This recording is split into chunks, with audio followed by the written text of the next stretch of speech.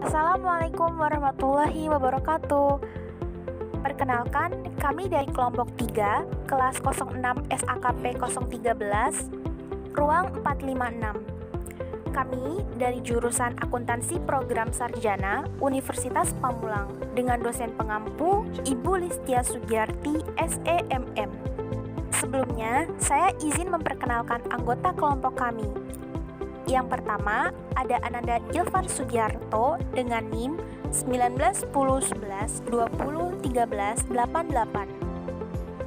Yang kedua, ada Ananda Putri Pratiwi Rahman dengan NIM 191011200236.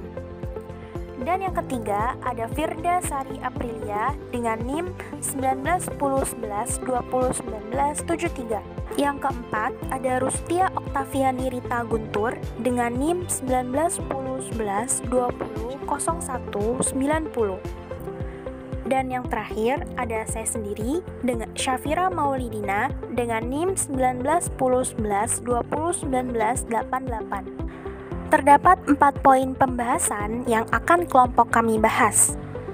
Pembahasan pertama yaitu definisi dan fungsi bank. Pembahasan kedua mengenai bank sentral. Pembahasan ketiga mengenai bank umum. Pembahasan keempat mengenai bank perkreditan rakyat atau BPR. Pembahasan pertama akan dibahas oleh saya, Syafira Maulidina. Pembahasan pertama ini saya akan membahas definisi bank dan fungsi bank. Definisi bank. Bank adalah lembaga keuangan yang kegiatan usahanya adalah menghimpun dana dari masyarakat dan menyalurkan kembali dana tersebut kepada masyarakat serta memberikan jasa-jasa bank lainnya. Menurut Undang-Undang Nomor 10 Tahun 1998, definisi bank yaitu badan usaha yang menghimpun dana dari masyarakat dalam bentuk simpanan dan menyalurkan kembali dana tersebut kepada masyarakat dalam bentuk kredit maupun bentuk-bentuk lainnya dalam rangka meningkatkan taraf hidup rakyat banyak. Kemudian tujuan utama bank. Menurut Undang-Undang Nomor 10 Tahun 1998 tentang perbankan, tujuan utama dari bank yaitu menunjang pelaksanaan pembangunan dalam meningkatkan pemerataan, pertumbuhan ekonomi, dan stabilitas nasional ke arah peningkatan kesejahteraan rakyat banyak. Selanjutnya, fungsi dan manfaat bank ada 5. Yang pertama, sebagai model investasi, yang berarti transaksi derivatif dapat dijadikan sebagai salah satu model berinvestasi, walaupun pada umumnya merupakan jenis investasi jangka pendek atau yield enhancement. Yang kedua, sebagai cara lindung nilai, yang berarti transaksi derivatif tersebut dapat berfungsi sebagai salah satu cara untuk menghilangkan risiko dengan jalan melalui lindung nilai atau hedging, atau disebut juga sebagai risk management. Yang ketiga, informasi harga, yang berarti transaksi derivatif tersebut dapat berfungsi sebagai sarana mencari atau memberikan informasi tentang harga barang komoditas tertentu di kemudian hari atau price discovery. Yang selanjutnya, yang keempat, ada fungsi spekulatif, yang berarti transaksi derivatif ini dapat memberikan kesempatan spekulasi atau untung-untungan terhadap perubahan nilai pasar dari transaksi derivatif itu sendiri. Dan yang terakhir, yang kelima, fungsi manajemen produksi berjalan dengan baik dan efisien, yang berarti transaksi derivatif ini dapat memberikan gambaran kepada manajemen produksi sebuah produsen dalam menilai suatu permintaan dan kebutuhan pasar pada masa yang akan datang. Selanjutnya ada jenis bank. Menurut kegiatannya, bank itu terdiri dari 3 jenis. Yang pertama, ada bank sentral. Bank sentral merupakan sebuah lembaga atau instansi independen yang bertanggung jawab atas kebijakan moneter di wilayah negara tersebut.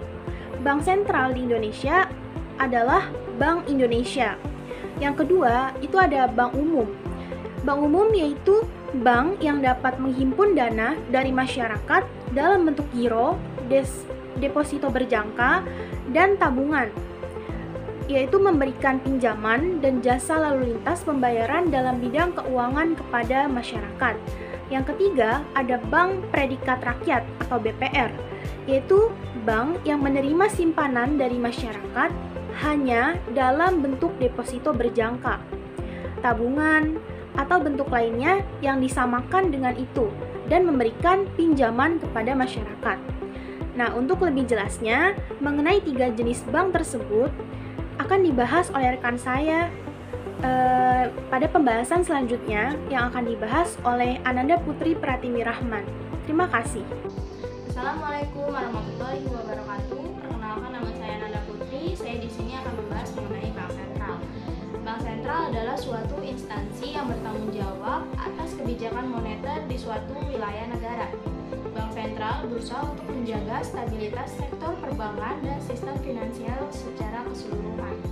Selain itu, Bank Sentral juga bertanggung jawab untuk menjaga stabilitas harga atau nilai suatu mata uang yang berlaku di negara tersebut, yang dalam hal ini dikenal juga dengan istilah inflasi atau naiknya harga-harga yang dalam arti lain turunnya suatu nilai uang. Di Indonesia, fungsi Bank Sentral diselenggarakan oleh Bank Indonesia. Bank Sentral menjaga agar tingkat inflasi terkendali dan selalu berada pada nilai yang serendah mungkin atau pada posisi yang optimal bagi perekonomian. Dengan mengontrol keseimbangan jumlah uang dan barang, apabila jumlah uang yang beredar terlalu banyak, maka Bank Sentral dengan menggunakan instrumen dan otoritas yang dimilikinya. Selanjutnya, saya akan membahas mengenai fungsi dan peran Bank Sentral modern. Pertama, penerbitan uang dan pengedaran uang. Sebagai besar negara saat ini menerbitkan uang melalui bank sentral masing-masing negara tersebut. Uang yang dicetak memiliki tanda tangan dari gubernur atau ketua bank sentral dan menteri keuangan di setiap negara.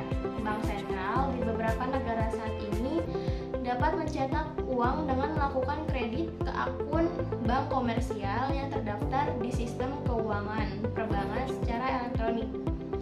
Proses uang yang dicetak oleh bank sentral baik elektronik maupun fisik melalui money creation proses. Proses ini akan mempengaruhi sirkulasi perekonomian. Kedua, merencanakan dan melakukan eksekusi kebijakan moneter.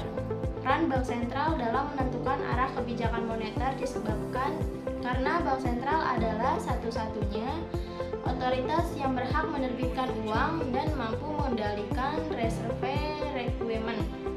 Pada praktik Bank Sentral lebih memilih menggunakan kebijakan suku bunga acuan dan operasi pasar keuangan sebagai alat kebijakan moneter. Kebijakan seperti target uang beredar mulai ditinggalkan karena hubungan antara level uang beredar dan base money tidak stabil. Di era sistem keuangan yang modern, ketika jumlah uang beredar terlalu banyak, Bank Sentral dapat meningkatkan suku bunga acuan. Ketika suku bunga acuan meningkat, opportunity cost dari memegang uang meningkat dan pemberi pinjaman menjadi lebih selektif dalam meminjamkan uang. Yang ketiga, menyediakan fasilitas sistem pembayaran sebagai regulator sistem pembayaran. Bank Sentral menetapkan peraturan dan panduan terkait sistem pembayaran.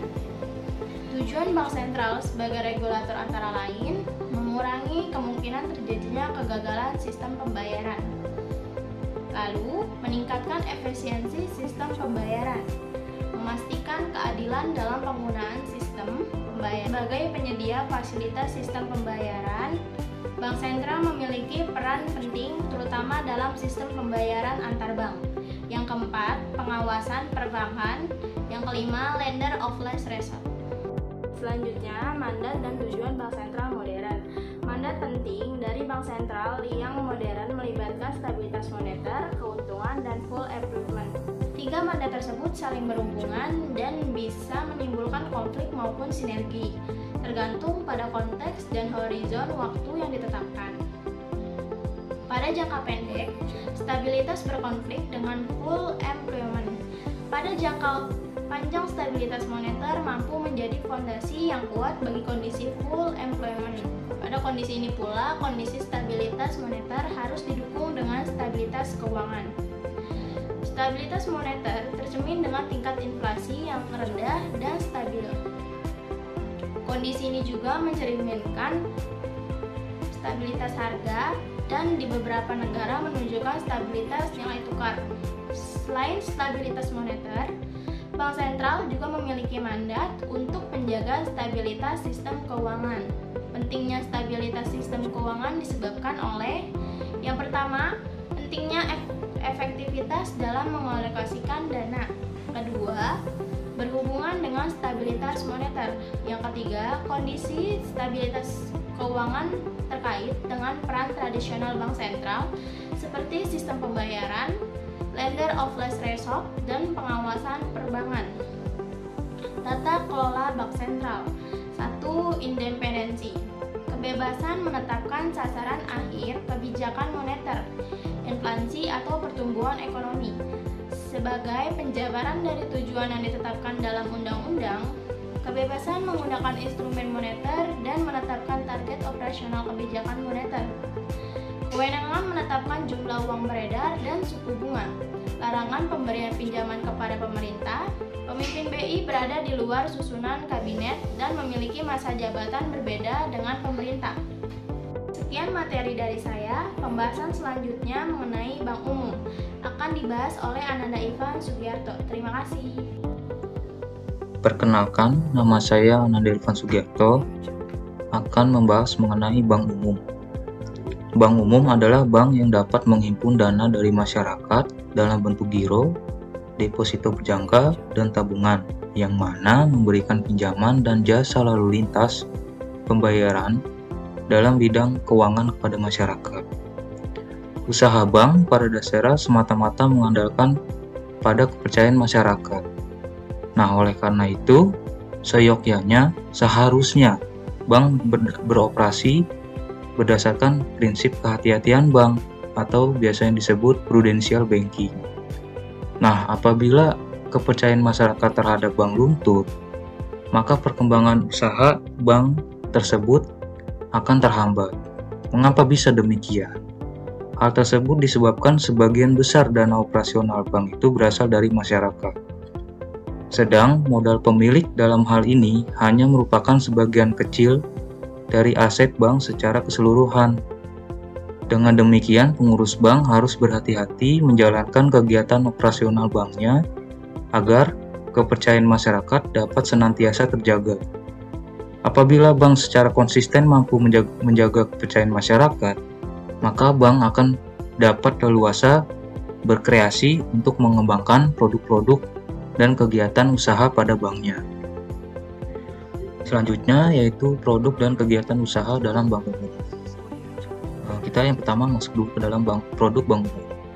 Semakin maju industri perbankan suatu negara, maka persaingan antar bank akan semakin kompetitif dan dampaknya terhadap produk perbankan akan semakin positif.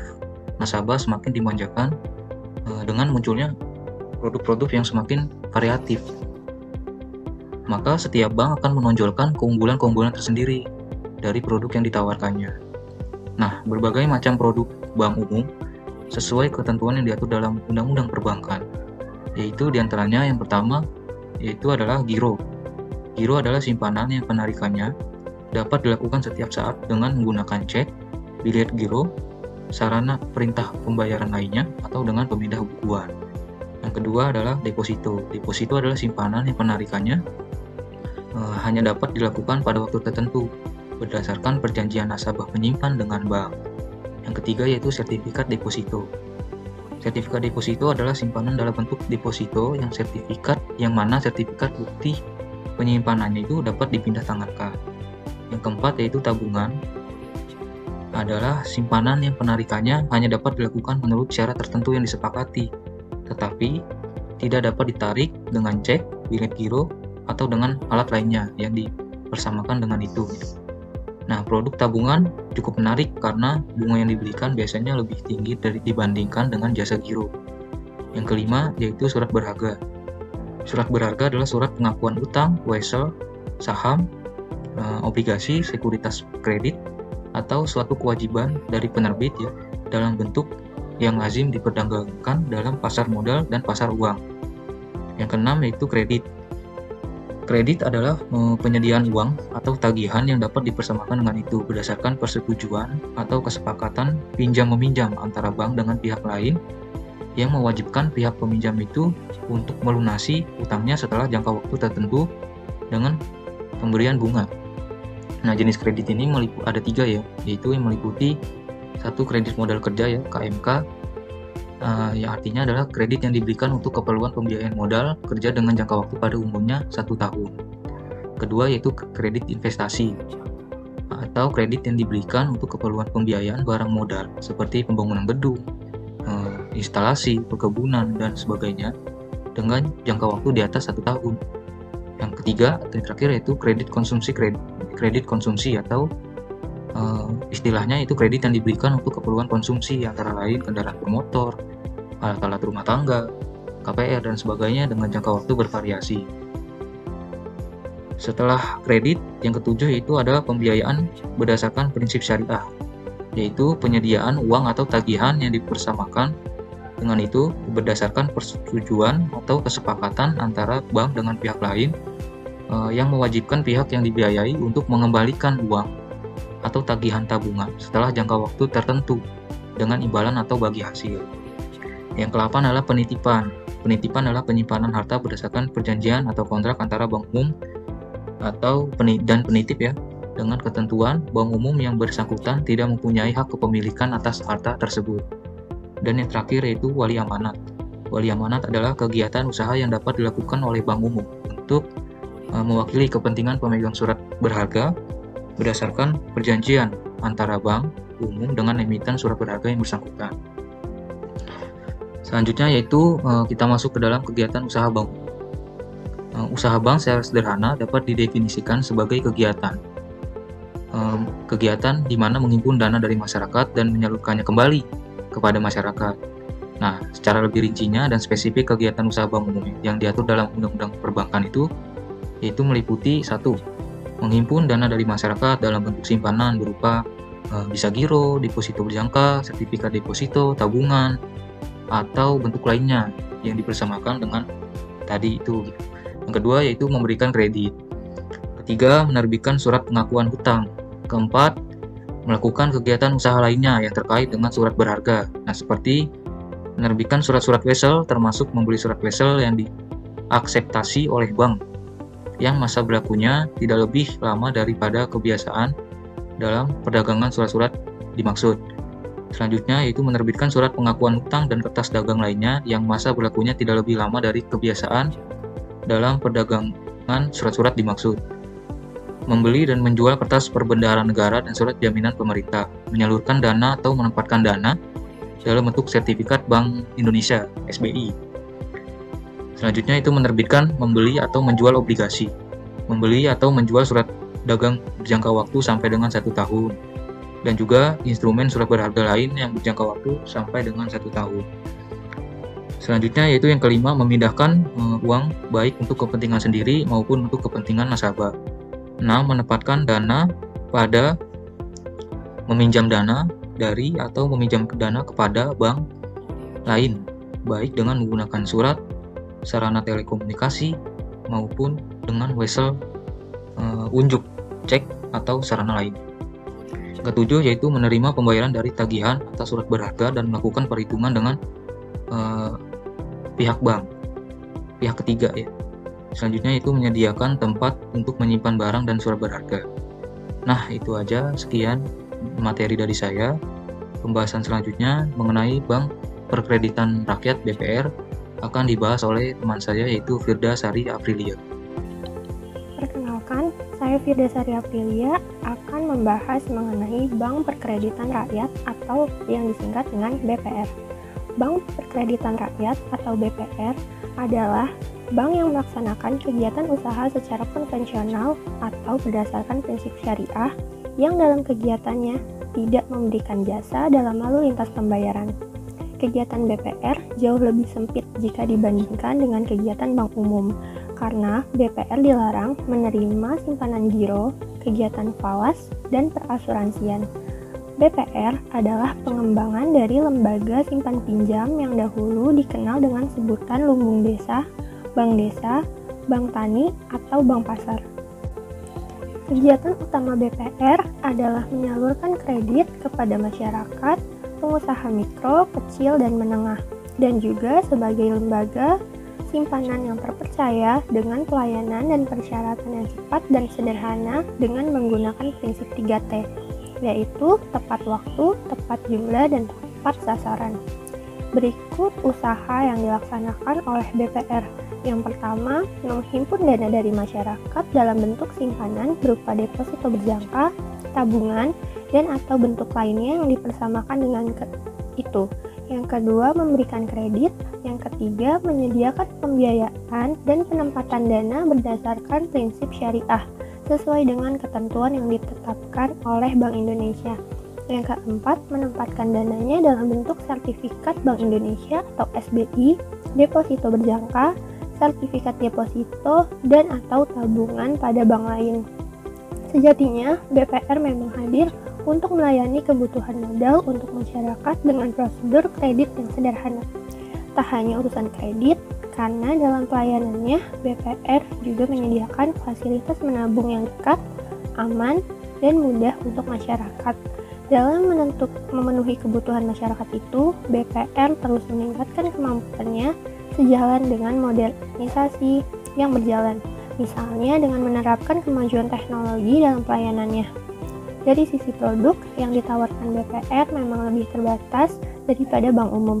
Keterbatasan produk yang dirilis oleh BPR ini memang sudah mengikuti amanat Undang-Undang Perbankan. Sekian materi dari saya. Pembahasan selanjutnya mengenai layanan produk yang diberikan oleh BPR kepada nasabahnya akan dibahas oleh Rustia Oktaviani Rita Guntur. Terima kasih. Perkenalkan, saya Rustia Oktaviani Rita Guntur. Di sini saya akan membahas mengenai layanan produk yang diberikan oleh Bank BPR kepada nasabahnya. Adapun layanan produk yang diberikan oleh Bank BPR kepada nasabahnya adalah satu, tabungan Bank Perkreditan Rakyat. Bicara soal tabungan, ada yang menarik jika menabung di BPR, karena nasabah tidak akan dikenakan biaya administrasi pada saat pembukaan maupun penutupan rekening. Biaya setoran awal pun terbilang ringan, yaitu kisaran 10.000 sampai 100.000. Yang tak kalah menarik adalah nasabah dapat mengambil dananya kapan saja, kecuali untuk jenis tabungan berkala. Bicara soal bunga, biasanya BPR akan mematok angka di kisaran 2% sampai 6% per bulan. Berbeda dengan Bank BPR Syariah yang hanya mengenal sistem bagi hasil sekitar 75 banding 25, atau jika dikonversikan dalam bentuk bunga maka dinilai sekitar 5%. Dan yang kedua adalah deposito Bank Perkreditan Rakyat. Sementara untuk produk deposito yang ditawarkan oleh BPR relatif sama dengan yang ditawarkan oleh bank umum. Misalnya bunga deposito BPR yang ditawarkan rata-rata berada di angka 6% per tahun. Adapun skema yang disediakan mulai dari 1, 3, 6 hingga 12 bulan. Ada satu hal menarik yang ditawarkan beberapa BPR terkait produk depositnya, yaitu ada ketentuan bahwa nasabah dapat menarik dananya kapan saja tanpa adanya penalti. Dan yang terakhir adalah kredit Bank Perkreditan Rakyat. Jika bicara soal BPR, yang paling ikonik tentu saja kredit atau pinjaman. Untuk produk kredit, boleh dibilang apa yang ditawarkan oleh BPR cukup beragam. Semua tergantung dari inovasi BPR masing-masing. Secara umum, fasilitas kredit yang ditawarkan oleh BPR adalah kredit usaha, kredit kepemilikan rumah, kredit usaha kecil, dan kredit kepemilikan tanah, dan kredit multiguna. Adapun syarat dari kredit BPR tidak jauh berbeda dengan persyaratan yang dilakukan oleh bank umum. Selanjutnya adalah beberapa hal yang menjadi kelebihan bagi calon debitur pada Bank Perkreditan Rakyat, antara lain 1. Jenis pinjaman yang disyaratkan tidak sulit. Dalam BPR, pinjaman atau anjungan memang dijadikan salah satu syarat kredit, tapi bukan berarti jaminan merupakan syarat utama yang menjadi pertimbangan pemberian kredit. Yang menjadi pertimbangan utama dalam menyetujui pinjaman adalah prospek usaha calon debitur. Oleh karena itu, jaminan yang diajukan tidak harus liquid atau mudah dijual. Kelebihan ini dapat dimanfaatkan bagi bagi Anda yang ingin meminjam uang namun syarat jaminan atau proses kredit yang mudah dan cepat. Yang kedua adalah mengutamakan unsur kepercayaan. Bank Perkreditan Rakyat adalah sebuah lembaga keuangan yang mengutamakan unsur saling percaya pada saat memutuskan untuk memberikan produk pinjaman kepada nasabah. BPR akan lebih mudah memberikan pinjaman kepada nasabah yang sudah pernah meminjam sebelumnya. Hal ini terjadi karena adanya unsur saling percaya bahwa Anda yang telah memiliki reputasi baik akan tetap mempertahankan kelancaran kreditnya.